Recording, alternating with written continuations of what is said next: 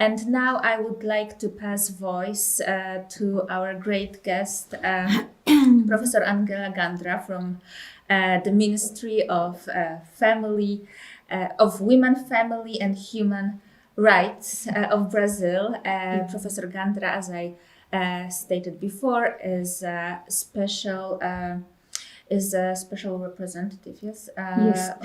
of family in Brazil. So thank you so much for coming here to Poland to our conference. Well, thank you. I'm so happy to be here with you. I just want to thank Ordo Iuris for hosting this so important event at this moment and for the, for the invitation. I was thinking about a broader talk or lecture, because I wanted to talk about abortion itself, not only in the case we have here now in discussion, as a professor of philosophy of law and jurisprudence, and also as a philosopher itself, and also because I want to show what we're trying to do in my country, to defend life. Why did I choose to talk more? Because to open up this Pandora box, with this excuse, it's gonna open up lots of political and social problems, and abortion and all atrocities it can happen. So I taught about a lecture on understanding, defending, and promoting women. I loved when I received the conceptual note here that says real defending women's rights, that express what we trying to do in this event today, to show that we are real defending women's rights first, and because there's a lot of a lack of good information, and on the other hand, a lot of manipulation. As the conceptual note says, it's an ideological agenda that we have on abortion, and this is a way of trying to get there, with kind of compassion and whatever, So I think we have to give good information as this event. We have to promote things like that bring, like Gabriela said, the way we commit abortion. Besides, we should go for the roots of utilitarianism, which takes advantage of women to transform them in a means instead of an end themselves, and is the beginning of then making them kill their children because of utilitarianism too, Sorry. We heard, the word heard about the riots here, the protests here, a lot of noise they do, and with the media serving as an echo, but they are not the majority. And even here, they are not the majority. And all over the world happens the same thing. They do a lot of noise, but it's like they don't mean all women, and also it's not all about noise, but it's all about an unfair play. With fake news, with inflation of facts, with wrong statistics, with lies. So we have to give this information and tell the world that it's not just like that. Ideology is not a way of thinking. It's not a thought. It's an imposition. It's a lack of knowledge transformed and moved by empty slogans. And And when we see this agenda of abortion, we can see behind that someone wins a lot of money or power with it. No, it's not a real interest, it's a self-interest. No, it's not because of compassion or concern on the common good or on people. Not because of compassion or sorry. Concern on good or you can speak, I suppose. Sorry, sorry for my voice. C.S. Lewis said in The Abolition of Man, manipulators hate the people they manipulate. And that's what happens when we don't think about the human being as a whole, but we try to manipulate them to go this way, no? In the abortion way. No. So we have to give good information. Our Ministry of Women, Health and Women, Family and Human Rights, we try to go all around, articulating, offering material, involving families, go to legislators, go to judges to explain what is going on. I can give even an example. Yesterday I went to the Supreme Court in the name of the Secretariat for the Family to show that the ideology of gender can do a lot of harm to children, to families. And so we have to go and say what we think, and give good information. And also, I think that abortion is rooted in this hypersexualization we have in society now. Now, it's a way of manipulating people to make people weak, emotional, violent, irrational, and and stimulates consumerism. And what is behind it? A lot of money going on. We have to show that this industry of sex and abortion, they don't care about people at all, because they put people in garbage, But they win a lot of money, and the main victims are women. We can see the labs with contraceptives and pornography, fashion appeal, motels, and the abortion itself, in this sex industry, we have abortion as one of the worst consequences. But besides, we have, and I did a big campaign last year and this year, we have a lot of suicides and violence departing from this sex industry, because sex and violence go always together, and women suffer that in their body too, and in a campaign we had on suicide last year, we could notice that affective frustrations because of not being loved or respected took women to suicide, to commit suicide.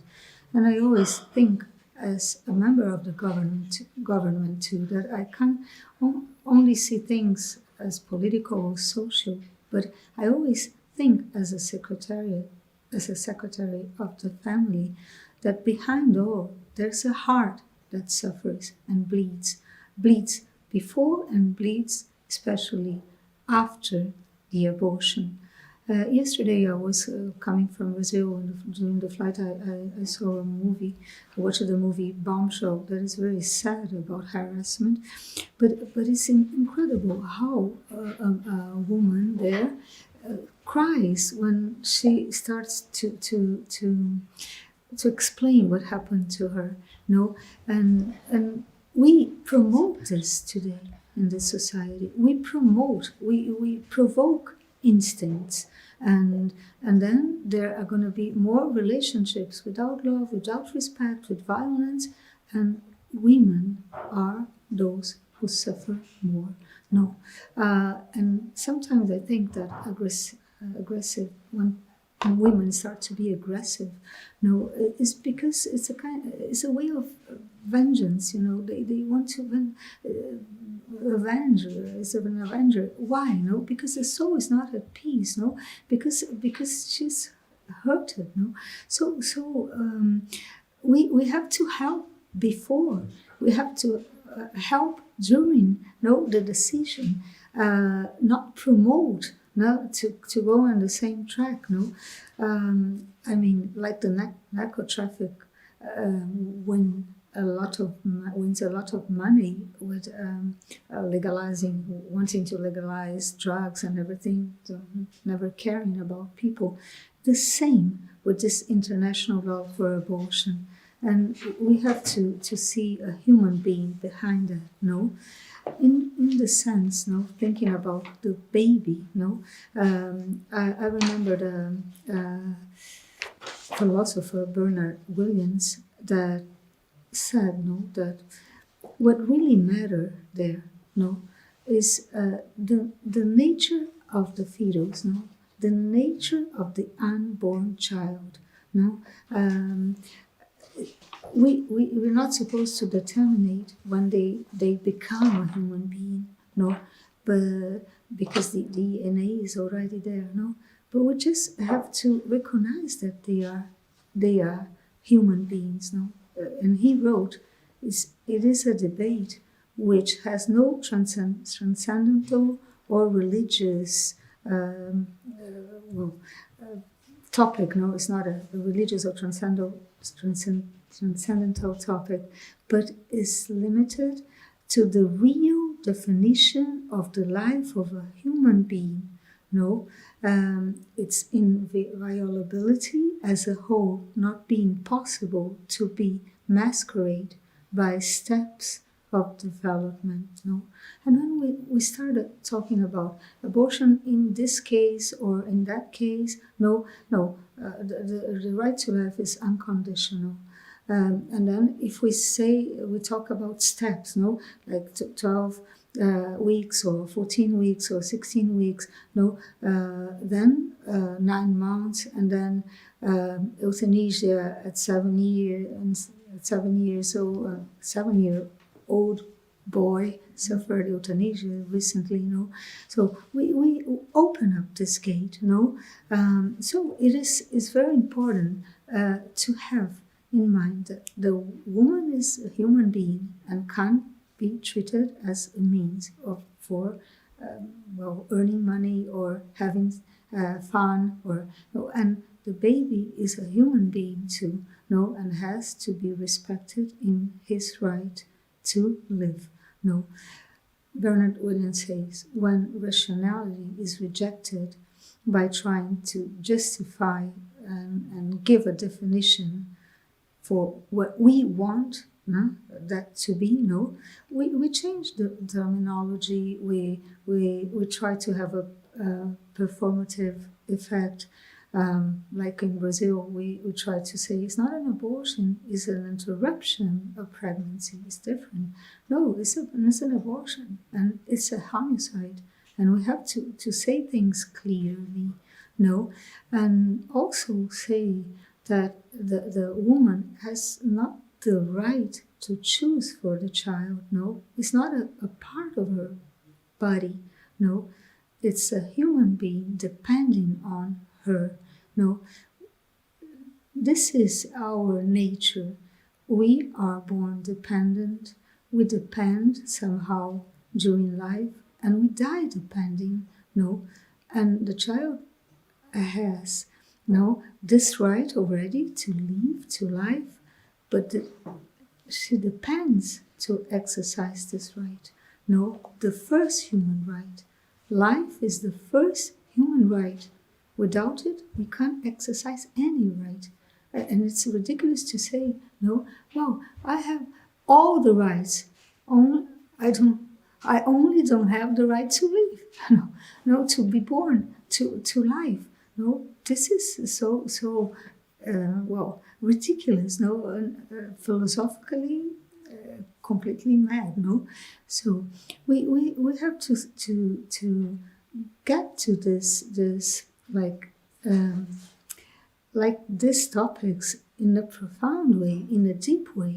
We can't be pragmatists to say, no, this life doesn't matter. This, no. We have to go and see, oh, this is real, not the first human right. No.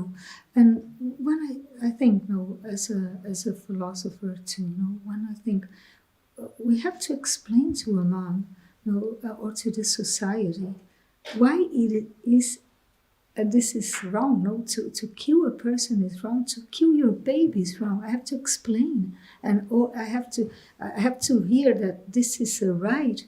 What happened before? No, how did we get to this thought? No, that's why I go back to utilitarianism and this hypersexualization that make people animals. No, that's why John Finnis, a philosopher from Oxford, he would say this is anti-human. No, it's like it's not a human, a mother, even an animal. It doesn't do anything to the baby. It goes there and protect. So what happened? What happened? No, when did we become irrational or unreasonable? No, and it's interesting that Hannah Arendt was quoted here. She says, no, sorry, let me find it. She says, in Adolf Eichmann judgment, we are capable of the evil, but it's not our thought that takes us to the evil, but not using our human quality.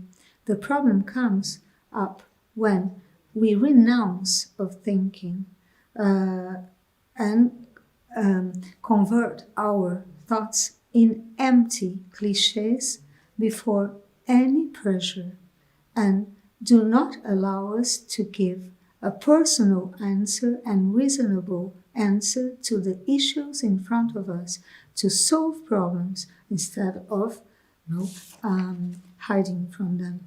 And that's it. That's what happens. Sometimes we don't even think more. We just go for these slogans because it's politically correct, no? Or because it seems like more compassionate or whatever, no? So we have to go for these deep reasons, no, sound reasons to act, no? Because each choice leaves a mark. And this choice of abortion is going to have an eternal scar in a woman's soul. No, so also I wanted to talk about abortion as, or in general, as equality. Sometimes women say, no, okay, I have my relationship and then I get pregnant and then I have to carry the baby and I have to have it, and no, and the men are not there, no. But we have to call men for action too, no. I remember a doctor in Holland that he said that there they commit euthanasia because people are alone. We can leave the woman alone. We have to build this dialogue and even bury the burden together if we have this condition of an incapable child. Or I have a Down syndrome girl there in my family, and it's not a burden, it's a treasure, no, and helps to unite the family, and it's so good. People don't know that, but when we unite ourselves, no, it's much easier, and we have to rebuild this dialogue too. And sometimes I've seen in my life, no, and I'm still seeing that men want. Sometimes they say, no, it's my child, and I want to go for it. No, so it's not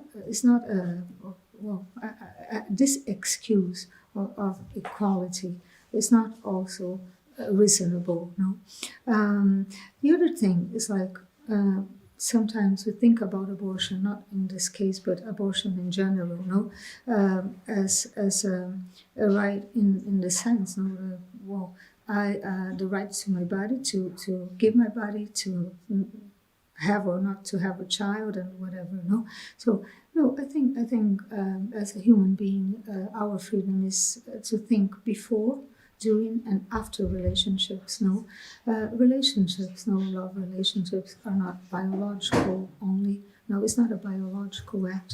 No, but it touches our heart, and it touches our soul. No, and we have to go for love. Sometimes I think, no, we human beings say like to make love as to refer to relationship. No? And I don't think human beings have sex only, no, because they should give their soul when they give their bodies, no, and the consequences for us are not only as the animals, no, we get involved. No, we have a heart, we have a soul. No, so sometimes we want to defeat our nature, or we want to despise the nature, but the nature is faithful to itself. No, and then we suffer the consequences, and I've seen a lot in my life about the consequences of abortion in a woman's body and soul. No, but also about love. No, I think if we say like relationship is to make love. No, I think also that life should come from an embrace. No, and we should embrace life too. No, when it comes. So even if it's not a what we wanted. There's a poem in Brazil that is called Morte Vida Severina. It's like is that and as a life of a poor person from the north of Brazil, Severino. No, and this poem says when in the end of the poem, a child is gonna come to the world, no, and she's very poor and very very weak, no, but people are celebrating life, no, and saying, no, it's Severine, no, I mean it's poor, but it's life, no, it's life, no? And we have to embrace, and this is the spirit of a human being. If really they go for love in their relationships and they embrace love and life, no, as a consequence, no. I want to talk a little bit about freedom too, no. I think a woman is free, no, to open herself to a relationship, yes, no, but after that, she's not free to take out the baby because the baby has already his own freedom, no, to as a human being, a constitutive freedom, but has to be helped to exercise it, not at the time yet as a baby born can exercise its freedom either, or an infant till it grows. No, so I think we have to understand what is freedom to know. This freedom of killing we don't have in any stage of life. No. The other thing I wanted to say, well, I'm just mixing some ideas, not sharing with you some concerns I have on these topics, no? But I want to come back to this liquid modernity that have liquid relationships, as your own philosopher says, Zygmunt Bauman, no? And anthropologically, we call this crisis of love. No, it's a crisis of love, and it's real there. No, and that's why we don't love in our relationships sometimes, and we despise life too because of this crisis of love. Love is not only feelings or feeling something or having fun, but love is a decision, and love is to carry burden too because we love. No, and in life we have a lot of these situations, no? I mean, to help an older person, to help, and we would like to be loved when we will need people to, because we will anyways. No, so we have to remember, and I'm almost finishing, that anthropologically we have to think that motherhood for a woman is not only a biological role. No, I had my baby, I didn't have, so I'm not a mother or I'm a mother. No, motherhood is her vocation in a way that is anthropological. All women are mothers. No, for example, the minister in Brazil, Minister Damares, she couldn't have a baby because she had an abuse when she was a child. She suffered pedophilia, and then she couldn't have babies anymore. And she says, "I'm the mother of the nation. I help everybody in Brazil." No, and in the whole world, I want to help people. No, this is a vocation of a woman. No, she wants to help. She was made to help. And if we consider that, like even looking at a woman biologically, I say she's the one who receives in relationship. She's the one who bears the baby. She's the one who feeds the baby, and there's a lot of fulfillment in this because she has this heart. She has this vocation, and she generates generosity in society. You can see that. You can see that, well, when women are generous, the society moves on. I can tell you, even like in the pandemic we had, we were taken from our isolation and our individualism to there was a call to solidarity, a general call to solidarity, even intergenerational solidarity. And the women there, I saw them doing so much, and generating generosity all over the society, because we have this heart, we have this capacity. I remember I read a book lots of years ago that was called Me, a Leper. It was a professor of Sorbonne that suffered leper, and she went to India and she stayed like 30 years in a bed, receiving people all the time. No? And people said, well, she was ugly because she lost all members, and she was always listened to people, and people went there to talk to her. And once a person said, why people come to talk to you? You don't even see them.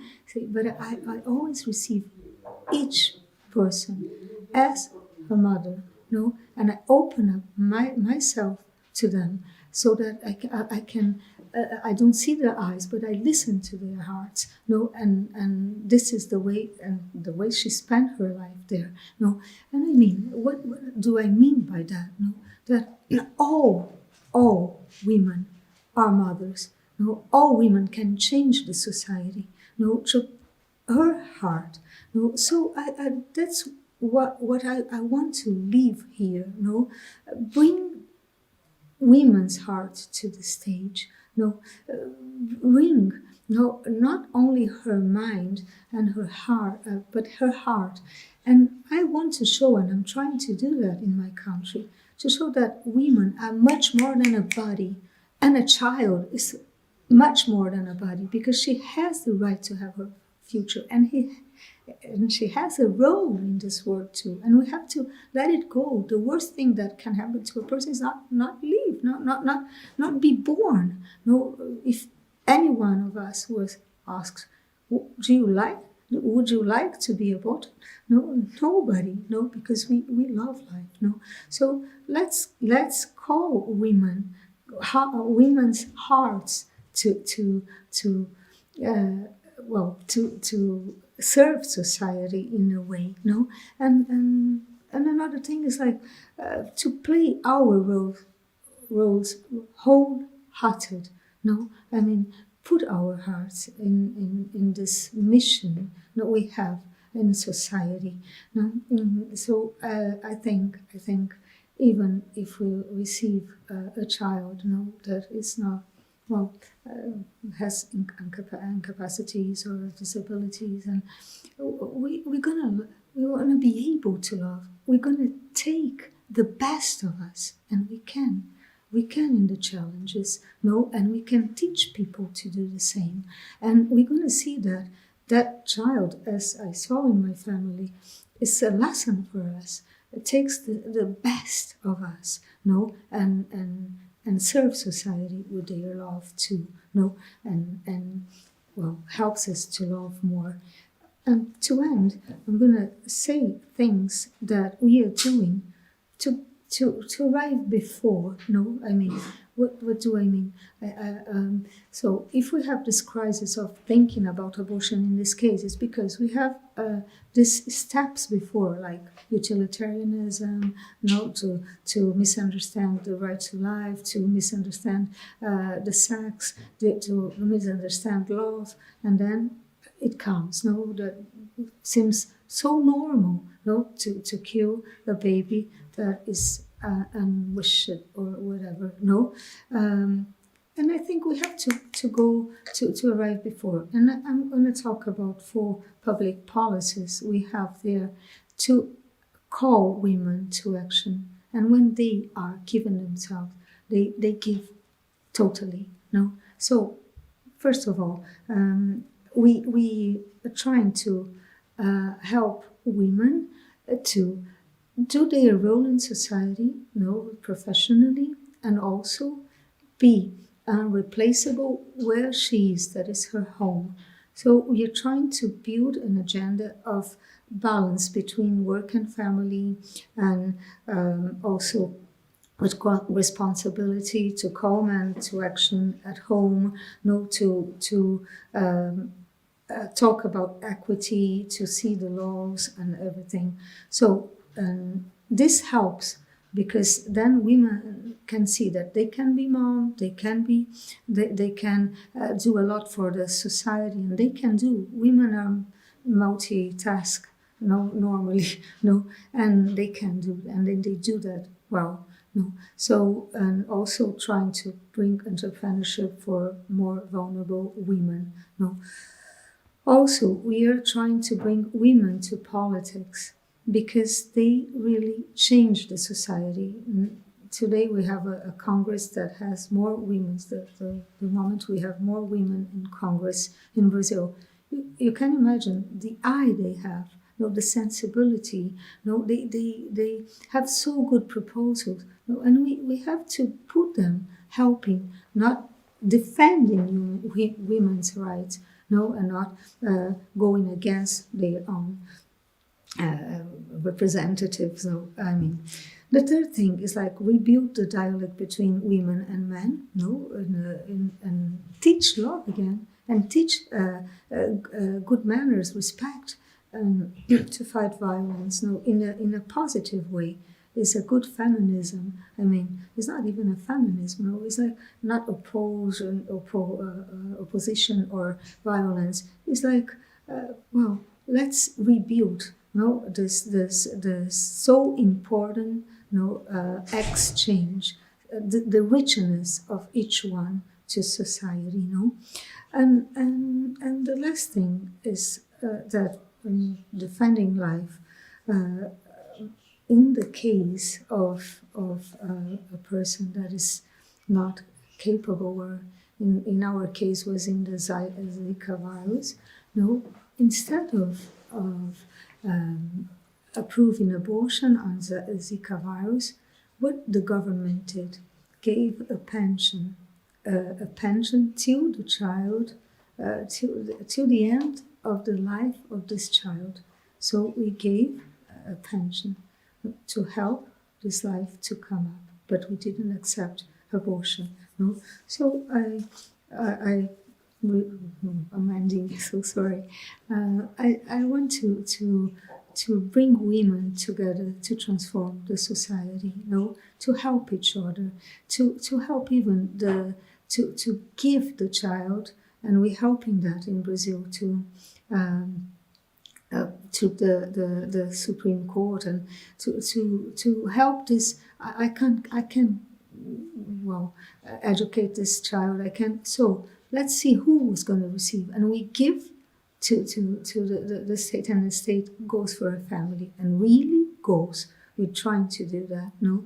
And also, Valerie is here with us. No, we're trying to move the word, not to see that abortion is not a right. It's not an international or local right. It's not a right at all. No, it's all the way around. The life is the first right of a human being. No, so we signed the Geneva Consensus Declaration some weeks ago, and countries are still going for it, even though people say, no, it's going to change elections. No, this week Paraguay signed the Geneva Consensus Declaration. We have to be together to show. Sometimes states are not strong enough to say, I don't go for abortion. No. So let's keep firm, no, to show it's not defending our opinion. We are defending the human being, no, and also go for the academic word, no, give lectures, explain things, no, persevere, to give good doctrine, no, not doctrination, not ideology, good doctrine, no. Also, social media. Go to social media. Don't regret tomorrow what you accepted today. We have to go, and each person can do a difference if you go to social media, to courses, social projects. You can imagine in pandemic or in Brazil how the NGOs are helping in this, with social projects, and also even the government has as a Pátria Voluntária, there is a social project to involve the social society, the society, and each person. Sometimes we have a person just beside us who wants to commit abortion and to go through abortion, and how do I understand her? How do I talk to her? No, this is we can do the big and the small. No, each action has its power to transform. No, so let's not underestimate humans. We and women's capacity for the good, for the beauty, for the truth. No, especially to love and teach to love. Let's recall them, to this role, the maternal role, the anthropological motherhood they have, and to talk and finish with women in Poland. I always admired you for your struggle in history. I study a lot of your history, and it's incredible what you suffered, what you did, and now, please don't go back. Don't go back. Keep on giving the word your example of love, of firmness, and of big heart.